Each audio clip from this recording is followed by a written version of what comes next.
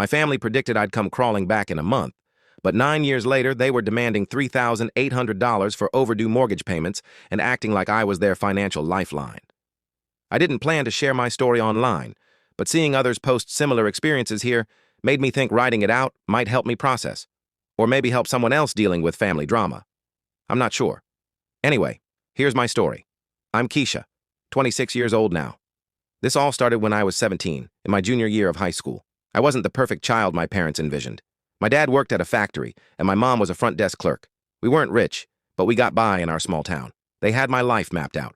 Get top grades, go to the state college like Dad, marry a nice local girl, have a couple of kids, and live their idea of the American dream. The issue? I hated school. Not because I wasn't capable. I could pull good grades when I put in the effort. But I have ADH, which wasn't diagnosed until later. Sitting through endless classes, listening to teachers ramble about topics I didn't care about felt like punishment. I loved hands-on work, building, fixing things. At 15, I spent a summer helping our neighbor, Mr. Judah, rebuild his shed, and it was the first time I felt truly skilled. My parents loathed it. When I mentioned pursuing a trade like construction, Mom's face would tighten like I'd suggested becoming a dumpster diver. Dad would lecture me about wasting my potential and how people like us don't do manual labor. Looking back, it was about their image. They wanted to boast about a college-educated kid, not a tradesman. Things were tense for months. I worked part-time at a hardware store after school, saving cash because I sensed I'd need it. My grades slipped because I just didn't care anymore. Dinners turned into battlegrounds about college applications, my future, and why I was throwing my life away. The final straw came in April, just before graduation.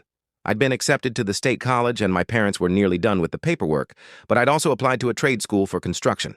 It was shorter, cheaper, and aligned with my interests. Plus, I'd earned a partial scholarship based on a portfolio of my projects. I decided to tell them over dinner. Big mistake. When I brought up trade school, Dad slammed his fork down so hard it rattled the table. Mom started sobbing like I'd announced a terminal illness. The argument that followed was our worst ever. Dad called me ungrateful, saying I was spitting on their sacrifices. Mom kept repeating how disappointed she was, like I was a failed experiment. When I tried to explain why I was excited about the trade program, Dad cut me off with words I'll never forget. No son of mine is going to throw his life away like that. If you're too foolish to see the chance you're rejecting, maybe you're not the son we raised. I snapped. I told them I was done living for their dreams, that I was nearly an adult and could choose my own path, and that they never listened to me. It turned into a screaming match. I said things I regret. They said worse. Finally, Dad gave me an ultimatum. Follow their rules or get out. He probably thought I'd back down. I didn't. I stormed upstairs, grabbed the emergency bag I'd packed, call it a gut feeling, and stuffed it with clothes. I took my laptop, the $1,200 I'd saved, and my important documents, birth certificate, social security card. Thank goodness for my foresight. When I came downstairs with my bag, my parents looked shocked, like they didn't believe I'd actually leave. Mom started with, "You're making a terrible mistake," and "You think you know it all at 17. Dad just stood by the door, arms folded. As I walked out, Mom shouted, "You'll be back begging in a month. You don't know how tough the world is." Her smirk broke something in me. Dad didn't even look at me. He just slammed the door. I stood on the lawn, numb as it started to rain. It felt like a scene from a dramatic movie. I called my friend Corey, whose parents are amazing. The first few days were a blur. Corey's family let me sleep on their couch, but I knew it was temporary. I was still in school, trying to graduate while figuring out where to live and how to survive. I couldn't focus. I'd have panic attacks in the school bathroom thinking, I'm homeless. But one thing kept me going, pure, stubborn anger. I refused to prove my parents right by crawling back. Corey's mom helped me apply for emergency aid as an unaccompanied minor. My school counselor, one of the few adults who actually listened, guided me through legal emancipation. I picked up extra shifts at the hardware store and got a second job washing dishes at a diner. The hardest part wasn't the logistics. It was the emotional toll. Seeing classmates with supportive families, hearing them complain about petty fights with parents who still loved them, made me realize how abnormal my situation was. Most parents don't kick their kid out over choosing trade school. My parents' conditional love wasn't normal. About 3 weeks after I left, Mom texted, not to check on me, but to say, "When you're ready to apologize and accept our help on our terms, you can come home." I didn't reply. A week later, Dad left a voicemail with the same vibe. They were so sure I'd fail and begged to return. I graduated high school from Corey's couch. My parents showed up at the ceremony, probably to save face. They tried to talk to me after, but I walked away. I had nothing to say. By June, I'd saved enough to move into a rundown apartment with 2 roommates. It was a dump, but it was mine. I started trade school with my scholarship, working nearly full-time to cover costs. It was grueling, but every time I wanted to quit, I'd picture Mom's smirk and Dad's slammed door, and I'd keep going. That first year was the hardest thing I've ever done. Lonely, scary, exhausting. Some nights, I cried myself to sleep, missing a family, even my messed up one. Some mornings, I could barely get up, but I always did. And I never went back begging. Not after a month, not ever. This is getting long, so I'll post part 2 tomorrow if anyone's interested. That's when things started looking up, but it was still a long road. Edit. Wow.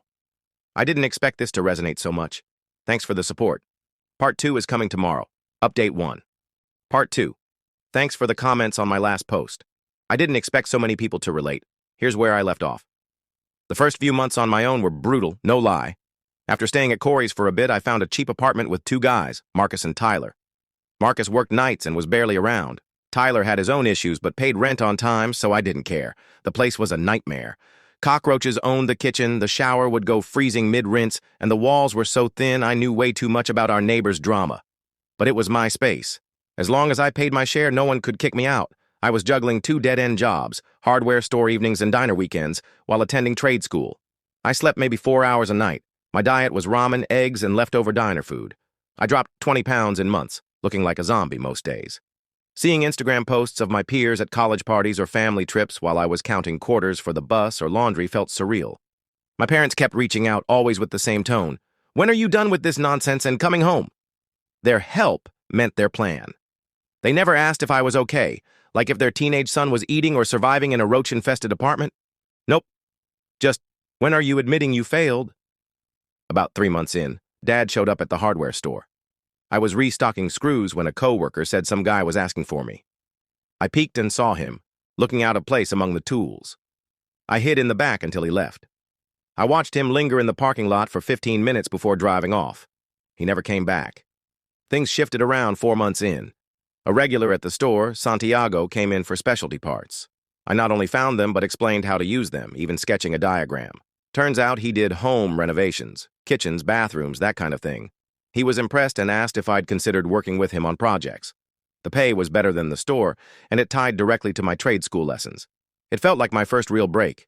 Santiago was the opposite of my dad. He valued hands-on work, took pride in it. He'd pause mid-job to show me the right way to seal a pipe or why one method beat another. For the first time, someone saw what I could do, not what they wanted me to be. At the 6-month mark, my parents changed their approach. Mom sent texts saying she missed me. Dad mailed a letter offering to compromise on my education if I moved back. It pissed me off. They were basically saying I could have some freedom if I gave up my independence. No thanks. I finished my first year of trade school with solid grades. Turns out I wasn't too foolish when I cared about the subject. Santiago gave me more responsibility and better pay. I moved out of the Roach Palace into a slightly better apartment with one roommate, Aiden, a nursing student who was broke but clean. By 19, I had my first certification and was making enough to buy real groceries, pay bills, and save a bit. Santiago recommended me for side gigs, small repairs, installations, building my reputation. Working in people's homes showed me how real families operate. I'd hear parents cheer their kids for average grades or hug them just because. I saw photos of family trips, graduations, silly moments. It hit me how toxic my own family dynamic was. When I was almost 20, Mom showed up at my apartment. Probably found my address through a mutual friend on social media. She looked older, worn. I let her in because, what else do you do? She scanned my place with this look. Not scorn, but like she was cataloging how I'd fallen short of her vision. She asked surface-level questions about my life, then got to the point. Dad had been passed over for a promotion, and they were struggling financially. Could I help? I laughed at the nerve. They'd thrown me out, said I'd fail, and now wanted my money. I told her I was still building my life and had nothing to spare. She left, looking annoyed, like I'd failed her test. She didn't even acknowledge I'd made it on my own. After that, I went through a rough patch emotionally. I questioned if I was too harsh, if I should let them back in. But then I'd remember how they treated me. No apologies, just demands, and I'd get angry again. Aiden noticed I was down and connected me with his friend Lucy, a psych major. She became a close friend and helped me see my parents' conditional love as emotional abuse, not normal or healthy. That helped me start healing. By 21, I was stable enough to get my own one-bedroom apartment, small, but mine. No roommates, no parents. I cried on my thrift store couch the day I moved in, amazed I'd made it from that rainy lawn at 17. Santiago offered me a full-time job with benefits, including health insurance, a first since leaving home. He trusted me, which meant more than any parental approval. My parents kept trying to reconnect, but always on their terms. They'd invite me to holidays with snide comments about my career or offer help with strings attached. Every interaction left me drained. I limited contact to occasional texts and maybe one visit a year. They never saw that I'd built a good life, one that didn't match their plan but worked for me. I had a job I loved, friends who accepted me, something real I'd created. By 23, I was Santiago's go-to for specialized jobs. We worked well together, and he hinted at bigger opportunities. That's when I met Lydia. Santiago sent me to fix her apartment's plumbing. She was smart, funny, and called out my nonsense. We started dating, and I opened up about my family mess. She got it. Her stepdad was controlling, though not as extreme. For the first time, I let someone really know me, baggage and all, and she stayed. When my parents heard I was dating, they suddenly wanted to play happy family, following me on social media, asking to meet her. I kept them at a distance. Lydia didn't deserve their games. 4 years after being kicked out, I had my own place, a solid relationship, and a life on my terms. My parents' prediction I'd fail in a month couldn't have been more wrong. But the story doesn't end there. Just when I thought I'd escaped their shadow, things got complicated in ways I didn't see coming. I'll post part 3 tomorrow. Things shift for me and my parents in unexpected ways. Update 2, Part 3, thanks for sticking with my story. Your support means a lot. I'll pick up where I left off. By 24, my life felt almost normal. I was hopping between jobs, gaining skills, and saving what I could. My apartment was a tiny studio with a barely functional kitchen, but it was mine. No roommates, no parents, just my secondhand stuff. One night, scrolling Facebook. Yeah, I know, old school app. I saw a post from my cousin Madison. She tagged me in a photo from a family event I wasn't invited to. In the background were my parents, mom with her fake smile, dad mid-story. On the table was a framed photo of me from high school graduation. What the hell? These people kicked me out, only contacted me when they wanted something, and now they're displaying my picture like we're a happy family. I called Madison, who said, "Oh, they talk about you all the time, saying how proud they are." The audacity. They were living in a fantasy where they hadn't predicted my failure. Around then, I met Lydia. Not some rom-com moment. We were stuck in a slow target line, griping about self-checkout. She was unfiltered, saying exactly what she thought. We swapped Instagrams, started texting, and it just worked. On our 3rd date, I told her about my family drama. I braced for the usual, "that's tough" response, but she shared how her stepdad was controlling in a similar way. She got it. We stayed up until 3 a.m. talking, and for the first time, my family issues didn't feel like a shameful secret. A few months into dating, my water heater broke, flooding my bathroom. I shut off the main valve and took cold gym showers for 3 days while my landlord dragged his feet. Lydia offered her place, but I wasn't ready. It felt too soon to lean on someone. That stubborn independence was hard to shake. Around then, Corey got engaged, and I was invited to his wedding. I worried people would see me as the kid who failed by skipping college. But with Lydia by my side, everyone was cool. They asked about my work with genuine interest, no judgment. Then came the awkward part. Corey's mom, who'd let me crash on their couch years ago, pulled me aside. She said my parents had cornered her at the store, grilling her for 20 minutes about my life, where I lived, what I did, if I was doing okay financially. That last bit raised red flags. A week later, Mom texted, "Keisha, we're having a Memorial Day barbecue. It'd be nice if you came. Bring your friend if you want." Friend, not girlfriend, like she didn't know Lydia was serious. The timing, right after their money questions, felt off. Lydia called it a potential disaster but supported my decision to go, mostly out of curiosity and a need for closure. Walking into their house was surreal. Same furniture, same graduation photo, same apple cinnamon air freshener that gave me headaches. I felt like a guest, not a son. The barbecue was just my parents, an aunt and uncle, and Dad's friend Judah with his wife. Everyone acted like I'd just been away at college. I waited for the catch. It came after dinner when Dad took me to his study, a room I was rarely allowed in as a kid. He rambled about the economy, then admitted he'd been laid off after 27 years. They'd hired a college grad for half his salary. The irony wasn't lost on me. Dad, who pushed college, was bitter about graduates. He didn't outright ask for money, but kept mentioning their temporary struggles and how family sticks together. I remembered Mom's smirk and Dad's slammed door. I said I'd think about it and left with Lydia, who quipped, "That was the most passive-aggressive dinner I've ever endured." Mom's texts ramped up after that. checking on me, asking if I'd considered Dad's words, offering their old furniture as they downsized, code for selling stuff to pay bills. Meanwhile, my life was improving. I landed a steady job at a local company. Nothing fancy, but it had benefits. Lydia and I were planning to get a bigger place together since my studio was tiny and her roommate was annoying. Then came Mom's Facebook post, a long, melodramatic rant about their struggles, trusting God's plan. And at the end, "We're so blessed to have our son Keisha supporting us. Family is everything." I nearly choked. I hadn't given them a cent or agreed to anything. The comments praised me as a great son. I called Mom, furious, asking why she'd lied. She played innocent, saying she meant emotional support. But I knew she was pressuring me publicly. Lydia found me that night crunching numbers, trying to see if I could help without derailing my life. She asked, "What would you tell a friend in your shoes?" It hit me. If someone told me their parents kicked them out at 17, ignored them for years, and now wanted money, I'd say they owed nothing. So I told Mom I wouldn't be helping financially. I was still rebuilding from being kicked out and suggested job and aid resources I'd used. Her response? Okay. Then silence for 3 weeks. Yesterday, my phone blew up. Texts, calls, voicemails from my parents and relatives. Their finances had tanked. Dad still had no job, they were 3 months behind on the mortgage, and foreclosure loomed. My aunt left a voicemail saying, "Step up and be the man your dad raised you to be." I laughed at the irony. Lydia and I stayed up late discussing boundaries, duty, and what I could live with. Part of me feels obligated. They're still my parents. But part of me remembers that rainy night on the lawn, Mom's certainty I'd fail. Now they're the ones struggling without me. I'm meeting them tomorrow at a coffee shop, neutral ground. I have conditions and boundaries in mind if I help. Life's strange. 9 years ago, they thought I wouldn't last a month.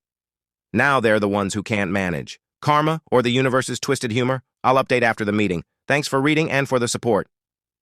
Final update, I left off with a cliffhanger. The day before a huge investor meeting, Mom called, frantic. I ignored it at first, focused on my presentation. But she called 4 times, then my aunt, then my cousin. Something was up. When I answered, Mom was sobbing, barely coherent. She said Dad was laid off again. They were 3 months behind on the mortgage, their car broke down, and they had an eviction notice. They had 2 weeks to pay or lose their house. I sat in my office, staring at my wall of certifications and awards, feeling annoyed. After everything, they still expected me to save them right before the biggest moment of my career. I told Mom I'd call back and hung up. Lydia walked in, saw my face, and after I explained, just asked how I wanted to handle it. I decided to deal with them after the meeting, one crisis at a time. I turned off my phone, nailed the presentation, and impressed the investors. They talked funding for this project and future ones, a validation of everything I'd worked for since that rainy night at 17. When I turned my phone back on, I had 27 missed calls from parents, aunts, uncles, cousins, even distant acquaintances. My voicemail was full. My Facebook Messenger flooded. Mom had rallied the whole family to pressure me. Then Lydia showed me another Facebook post, Mom's melodramatic sob story about losing their home, ending with a jab about certain people forgetting family comes first. She didn't name me, but everyone knew. Relatives commented, "Keisha will step up," and "he'll come through." They were publicly shaming me into bailing them out. I'd had enough of the vague boundaries, occasional help, and tense holiday visits. It was time to fix this relationship or cut it off. I texted my parents to meet at their house, me, them, and 9 years of baggage. I barely slept running through what I'd say. Lydia reminded me we'd built a good life. Her, our friends, the people who'd actually supported me.